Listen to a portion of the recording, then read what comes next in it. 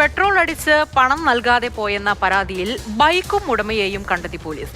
പണം ബോധപൂർവ്വം നൽകാതിരുന്നതല്ല എന്നും UPI പേയ്മെന്റ് നടക്കാതെ പോയതാണെന്നും ബൈക്ക് ഓടിച്ച യുവാവ് മൊഴി നൽകി. ബൈക്കിന്റെ നമ്പർ വ്യക്തമായി പ്രദർശിപ്പിക്കാത്തതിന് ഇയാൾക്ക് 5000 രൂപ പിഴയും ചുമത്തി.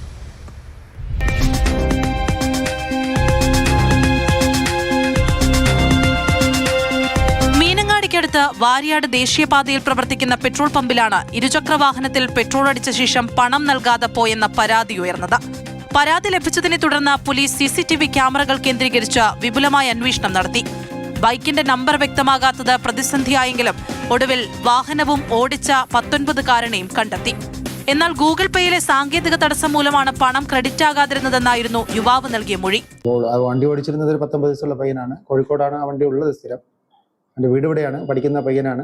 കൂടുതൽ അങ്ങനെ ഒരു നേരത്തെ അങ്ങനെയുള്ള വിഷയങ്ങളെന്നുള്ള പയ്യനല്ല എന്നാണ് പറയുന്നത്. രക്ഷകർത്താക്കളൊക്കെ വിളിച്ചു വരുത്തി പമ്പിലെ പൈസ അത് ബോധപൂർവ്വം ചെയ്തതല്ല, അത് ഗൂഗിൾ പേ ഫെയിൽ ആയതായിപ്പോയാണ്. പമ്പുകാരും അത് ശ്രദ്ധിച്ചില്ല. എന്തായാലും വണ്ടി വന്നിട്ടുണ്ട്. വണ്ടിയുടെ ആ നമ്പർ മറച്ചതിന് ബോധപൂർവം അല്ല മറച്ചു എന്നുള്ളൊരു നിഗമനമാണ് പോലീസിനും. എന്തായാലും ബൈക്കിന്റെ നമ്പർ കൃത്യമായി പ്രദർശിപ്പിക്കാത്തതിന് പോലീസ് 5000 രൂപ പിഴ ചുമത്തിയിട്ടുണ്ട്.